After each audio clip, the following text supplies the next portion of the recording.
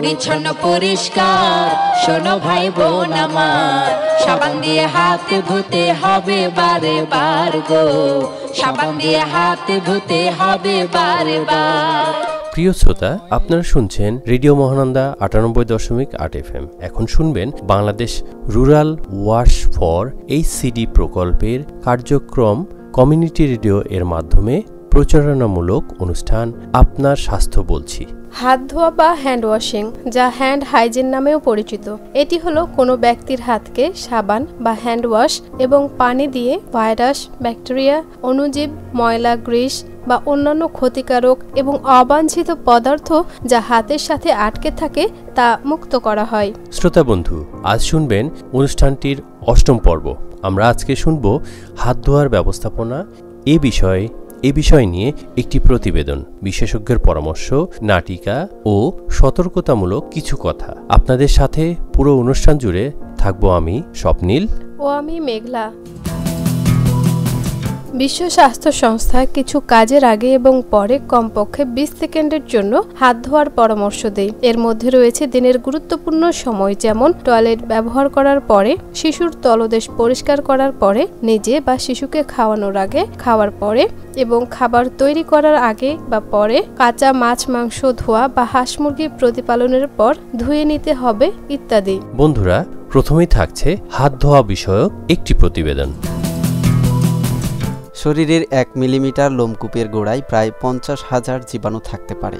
এসব জীবাণু খালি চোখে দেখা যায় না। সারাদিন আমরা হাত দিয়ে কত কিছু স্পর্শ করি, তাই হাতে লেগে থাকতে পারে অনেক মারাত্মক জীবাণু। এই হাত দিয়ে যখন আমরা মুখে খাবার পৌঁছে দেই অথবা নাকে হাত দেই, তখন সেই হাতই হয়ে উঠতে পারে জীবাণু ছড়ানোর ভয়ঙ্কর মাধ্যম, যদি তা অপরিষ্কার হয়। এ কারণে হাত ধোয়া খুবই দরকার। আমাদের হাত ধোয়া অভ্যাস চর্চা করা কেন জরুরি, এ বিষয়ে কয়েকজনের সাথে হাত ধোয়ার প্রয়োজনীয়তা নিয়ে কথা হলে তারা জানান, হাত ধোয়ার আগে যদি খাবারটা খায় তাহলে আমার হাতে যে ময়লা জীবাণু থাকবে সেগুলো আমার খাবারের সাথে চলে যাবে। তাই সব সময় সবকিছু হয়ে ওঠে না, কখনো এমনিতে হাত ধোয়া হয়, কখনো সাবান দেওয়া হয়। জীবাণু মুক্ত থাকার জন্য আমরা হাত ধুই। 3 বেলা খাওয়ার আগে হাত ধুই, আর কোনো কাজ বা কোনো যে তখন ধুই।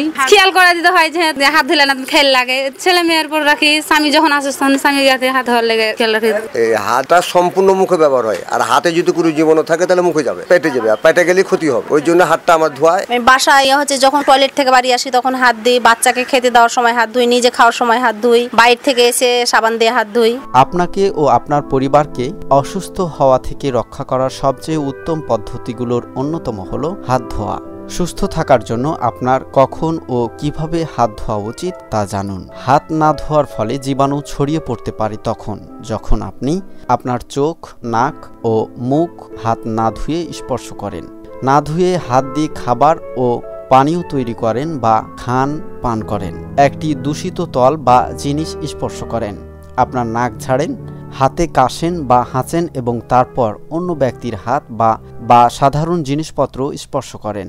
হাত ধোয়া চর্চা করা বা শেখার অন্যতম প্রতিষ্ঠানগুলো হলো পরিবার এবং বিদ্যালয়। ছোট শিশুরা পরিবারের বড়দের এবং বিদ্যালয়ের শিক্ষক শিক্ষিকাদের কাছ থেকে হাত ধোয়ার প্রয়োজনীয়তা কৌশল শিখে থাকে। চাঁপাইনবাবগঞ্জ সদর উপজেলার পলসা উচ্চ বিদ্যালয়ের সহকারী প্রধান শিক্ষক মোস্তাক হোসেন বলেন, মাধ্যমিক স্কুল পর্যায়টা হচ্ছে 6 থেকে 10 পর্যন্ত কিশোরকালীন বয়স, এবং তাদেরকে যদি ভালোভাবে শেখানো যায়, বলানো যায়, তাহলে তারা সেই কার্যক্রমটা ভালোভাবে করতে পারবে। যেমন তারা পরিবার থেকে যেটা শিখছে, আমরা যদি সেখানে আলোচনা করি, তাদেরকে যদি বলি, তাহলে সেটা বাড়িতে যা বাস্তবায়ন করার চেষ্টা করবে তাদের বন্ধুদের মাঝে, পরিজনের মাঝে। আমরা এই কার্যক্রমটা যদি পুনরায় আবার চালু করতে চাই, স্কুল পর্যায়ে এদের অ্যাসেম্বলি হয় সকালবেলা স্টার্টিং এর শুরুতেই, তাদেরকে যদি সেখানে বোঝানো হয় হাত ধোয়ার ভালো দিক বা খারাপ দিক, সেইটা তাদের জানা হয়, এবং দৈনিক স্কুল কার্যক্রমের প্রথম যখন শুনবে তারা সারাদিন সেইটা মাথায় রাখবে এবং এটা পরবর্তীতে তারা কাজে লাগাবে। যখন আপনার জীবাণুতে আক্রান্ত হওয়ার ও ছড়িয়ে দেওয়ার সম্ভাবনা থাকে, তখন ঘন ঘন আপনার হাত ধোয়ার মাধ্যমে আপনি নিজেকে ও আপনার প্রিয়জনকে সুস্থ থাকতে সাহায্য করতে পারেন। এ বিষয়ে বলছিলেন প্রয়াস হাসপাতালের ডাক্তার মুক্তাদির ইসলাম। হাত ঠিকভাবে না ধুই তাহলে এর মাধ্যমে অসংখ্য রকমের জীবাণু সংক্রমণে আমরা আসতে পারি। তার ভেতরে কিছু ব্যাকটেরিয়া জনিত হয়, কিছু ভাইরাস জনিত হয়, এমনকি চর্মজনিত অনেক রোগের সংস্পর্শেও কিন্তু মানুষ এই ছোঁয়ার মাধ্যমে কিন্তু ছড়াতে পারে। এছাড়া অন্যান্য যে সমস্ত রোগ জীবাণু, যেমন কিনা অ্যামিবিক বা ব্যাসিলারি যে সমস্ত রোগ ব্যাধি সেগুলো কিন্তু আমাদের অন্ত্রজনিত প্রদাহ তৈরি করতে পারে, সেটাও কিন্তু এই হাত ধোয়ার মাধ্যমে আমরা প্রতিরোধ করতে পারি। আমরা সাধারণ যে কোনো সাবান দিয়ে হাত পরিষ্কার করতে পারি, তবে সুগন্ধি সাবানের থেকেও বেশি প্রয়োজনীয় জিনিস হচ্ছে সেই সাবানটার ভেতরে কতটুকু ক্ষার এবং জীবাণুমুক্তকারী উপাদান আছে। সাধারণত প্রতিটা সাবানে সোডিয়াম লরাইল, ইথাল সালফেট বা এই জাতীয় কিছু রাসায়নিক উপাদান থাকে, এগুলোই মূলত জীবাণুটাকে ধ্বংস করে। জীবনের শুরুটা হয় টাকা দিয়ে এবং শেষটাও দিনের শেষটা হয় সেই টাকা দিয়ে। সেই টাকাতে মিশে আছে অসংখ্য রকমের রোগ জীবাণু এবং এটা খালি চোখে দেখা যায় না। এই দেখা যায় না বলে আমরা যত বেশি সতর্ক হব তত বেশি আসলে জীবাণুগুলোকে প্রতিরোধ করতে পারবো। প্রতিটা প্রতিষ্ঠানের বাহিরে এবং ভেতরে যদি স্যানিটাইজার এবং সাবান, ভালো বেসিন, ভালো টয়লেট ব্যবস্থাপনা থাকে তাহলে কিন্তু মানুষ এই জীবাণুগুলো থেকে নিজেকে মুক্ত করতে পারবে। সাবান পানি দিয়ে সঠিক পদ্ধতিতে হাত ধোয়াটা জরুরি। এর জন্য কমপক্ষে 20 সেকেন্ড ধরে হাতের তালু, আঙ্গুল, নখ ও হাতের দুই পাশ ভালো করে সাবান দিয়ে ধুতে হবে। পানি ব্যবহারের ক্ষেত্রে মাথায় রাখতে হবে পানিটা যেন পরিষ্কার পানি হয়। এর সাথে আরও একটা বিষয় খেয়াল রাখা জরুরি, কোনো বদ্ধ পাত্রে হাত ডুবিয়ে হাত ধোয়া যাবে না, বরং পানিটা যেন চলমান হয়, অর্থাৎ মগ বা এ জাতীয় কিছু থেকে পানি ঢেলে কিংবা ট্যাপের নিচে হাত রেখে হাত ধুতে হবে। শ্রোতা, আমরা শুনে এলাম প্রতিবেদনটি। আপনারা শুনছেন Bangladesh rural wash for HCD প্রকল্পের কার্যক্রম কমিউনিটি রেডিও এর মাধ্যমে প্রচারণামূলক অনুষ্ঠান আপনার স্বাস্থ্য বলছি, সহযোগিতায় পল্লী কর্ম সহায়ক ফাউন্ডেশন PKSF। অনেকে বলেছেন শুধুমাত্র গুরুত্বপূর্ণ সময়ে সাবান ও পানি দিয়ে হাত ধুয়ে নেন, অথচ মলমূত্রের নিরাপদ ব্যবস্থাপনা না হলে অসুস্থতার ঝুঁকি থাকে। বুঝলাম। তাহলে এবারে বন্ধুদের আমরা শোনাবো হাত ধোয়া বিষয় নিয়ে একটি ছোট নাটিকা। এতে অভিনয় করেছেন প্রয়াস ফোক থিয়েটার ইনস্টিটিউটের শিল্পীবৃন্দ। আজ তাহলে এ পর্যন্তই। আগামীকাল তোমাদের হাত ধোয়া বিষয়ে শেখানো হবে। ঠিক আছে ম্যাডাম। বাচ্চারা, তোমরা আজকে কে কে হাত ধুয়ে খেতে বসেছো? আচ্ছা আচ্ছা আচ্ছা ম্যাডাম জেরিন, রুবেল, অনিতা এরা সাবান দিয়ে হাত ধোয়নি, খালি পানি দিয়ে হাত ধুয়েছে। এটা কিন্তু ঠিক নয়। আমাদের হাতে কত ময়লা জীবাণু আছে আমরা কি তা জানি? শোনো, সবাই সাবান দিয়ে হাত না ধুয়ে কেউ খাবার খাবে না। ঠিক আছে ম্যাডাম। তোমরা সবাই কেমন আছো? ভালো আছি, আপনি কেমন আছেন? ভালো আছি। আচ্ছা, আজকে আমাদের কি বিষয়ে পাঠদান ছিল বলো তো? হাত ধোয়া ম্যাডাম। ঠিক বলেছো। তবে শুধু হাত ধোয়া নয়, সাবান পানি দিয়ে ভালো করে হাত ধোয়া। জি ম্যাডাম। সাবান পানি দিয়ে ভালো করে কেন হাত ধুতে হবে কে বলতে পারবে? আমি বলবো ম্যাডাম।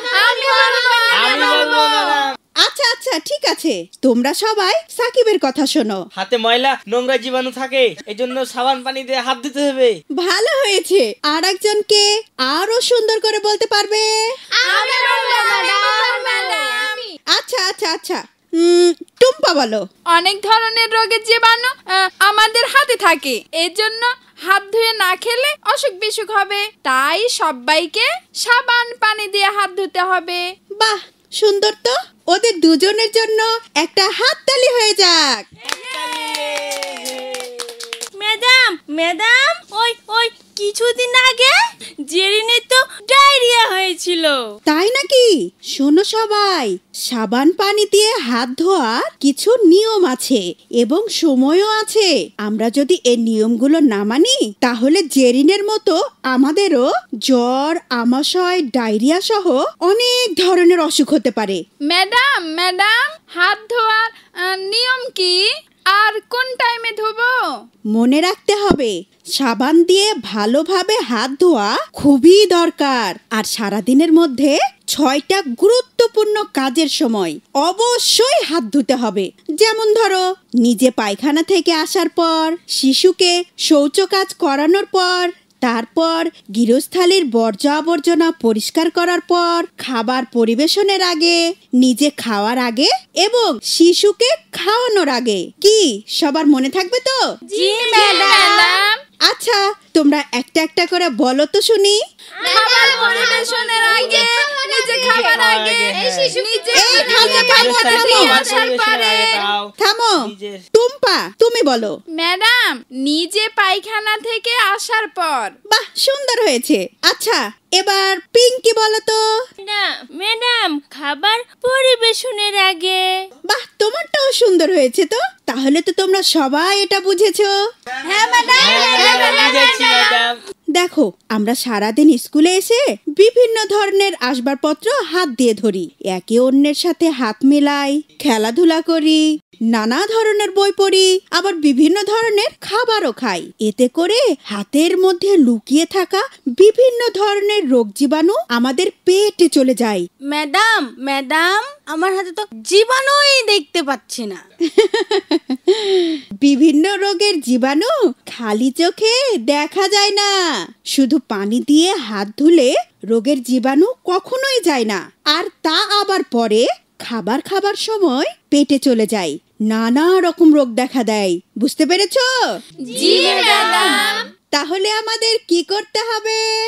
এই জন্য আমাদের সবাইকে সাবান পানি দিয়ে নিয়ম মেনে ভালো করে 2 হাত ধুয়ে নিতে হবে। তাহলে চলো একসঙ্গে বলি, জানলে সকলে হাত ধোয়ার গুরুত্ব, জানলে সকলে হাত ধোয়ার গুরুত্ব, থাকবো সকলে রোগ থেকে মুক্ত, থাকবো সকলে রোগ থেকে মুক্ত।